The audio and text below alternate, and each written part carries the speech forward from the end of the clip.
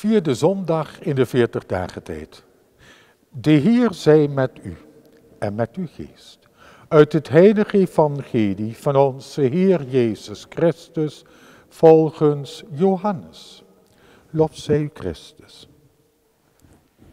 In die tijd sprak Jezus tot Nicodemus: de mensenzoon moet omhoog worden geheven, zoals Mozes eens de slang omhoog hief in de woestijn, opdat een ieder die gelooft in hem eeuwig leven zal hebben.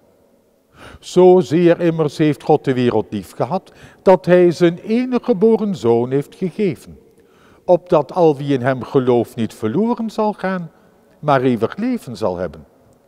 God heeft zijn zoon niet naar de wereld gezonden om de wereld te oordelen, maar opdat de wereld door hem zou worden gered. Wie in hem gelooft, wordt niet geoordeeld. Maar wie niet gelooft, is al veroordeeld, omdat hij niet heeft geloofd in de naam van de enige geboren Zoon Gods. Hierin bestaat het oordeel. Het licht is in de wereld gekomen, maar de mensen beminden de duisternis meer dan het licht, omdat hun daden slecht waren.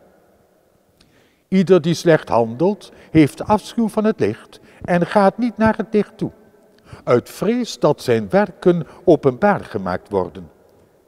Maar wie de waarheid doet, gaat naar het licht, opdat van zijn daden mogen blijken dat ze in God gedaan zijn. Woord van de Heer. Wij danken God.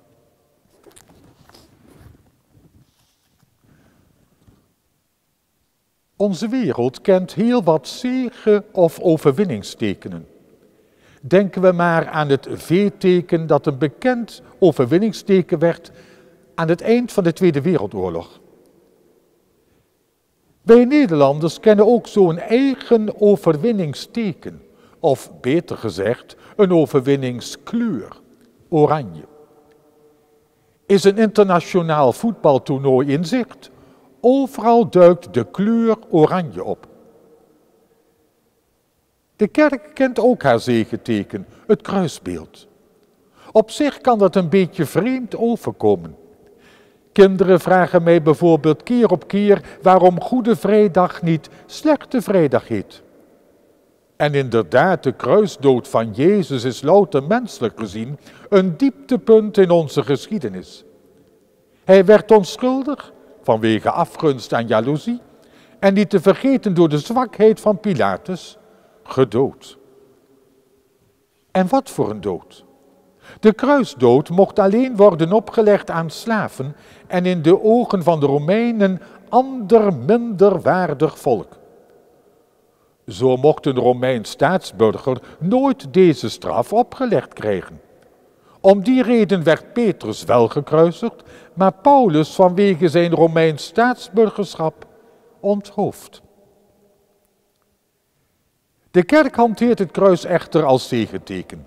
Zij siert haar kerken en kapellen met het kruisteken omdat ze trots is op hem die voor ons deze smartelijke dood wilde ondergaan. De kerk roemt met de apostel Paulus op de kruisdood van Christus en dat doet ze in navolging van de Heer zelf. Want Jezus beschrijft zijn smartelijke kruisdood vandaag als een verheffing. De mensenzoon moet omhoog geheven worden zoals Mozes eens de slang omhoog hief in de woestijn. De bronzen slang. Zij werd op Gods bevel door Mozes vervaardigd toen het volk op haar tocht door de woestijn bedreigd werd door giftige slangen als gevolg van hun zonden, hun gemor en geklaag. Ieder, zo vertelt het verhaal, die opzag naar de bronzen slang, bleef in leven. Het zal u duidelijk zijn dat het volk geloofde in de kracht van die bronzen slang. Zouden wij vandaag bij onheil nog gehoor durven geven aan een dergelijk bijna kinderlijke oproep tot geloof? Ja, al kwam deze oproep zelfs van een mens met gezag zoals Mozes. Het evangelie stelt immers dezelfde voorwaarden aan hen die het kruisbeeld willen ervaren als zegenteken. Er staat daar, opdat een ieder die gelooft in hem eeuwig leven zal hebben. De kleur oranje is overal in de wereld een gewone kleur, zoals alle andere. Voor de supporter echter, die in de kracht van oranje gelooft, is deze kleur tot een zegeteken geworden. Zo is het ook met ons als gelovigen. De apostel Paulus formuleert het als volgt: wij verkondigen een gekruisigde Christus, voor Joden een aanstoot, voor heidenen een dwaasheid. En inderdaad, zien wij die kruisdood als dwaasheid? Of heeft het christelijk zegeteken een wending gegeven aan mijn leven? Raakt het mij dat God uit liefde tot de wereld zijn eigen zoon niet gespaard heeft? Voor hen die geloven, zegt de apostel, betekent de gekruisigde Gods wijsheid en kracht. Nederlagen kunnen het vertrouwen in oranje doen verzwakken. De echte supporters echter zullen blijven. En waarom? Zij hebben, zoals men dat ook wel in de sportwereld noemt, liefde voor hun club. Ze hebben zich hun elftal eigen gemaakt. Ze zijn ermee vergroeid. God is liefde, zegt ons de apostel Johannes. Het mag ons dan ook niet bevreemden dat deze goddelijke liefde de sleutel is om Jezus' kruisdood tot het kernpunt en zegeteken van je leven te maken.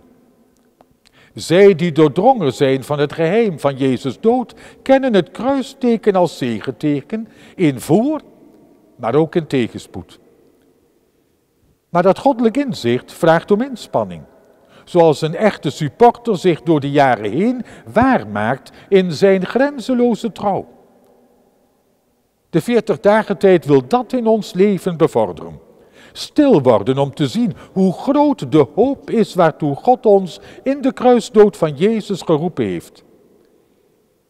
Ik wens ons allen van harte toe dat in deze 40 dagen tijd het kruisteken steeds meer mag worden tot ons zegeteken bij uitstek.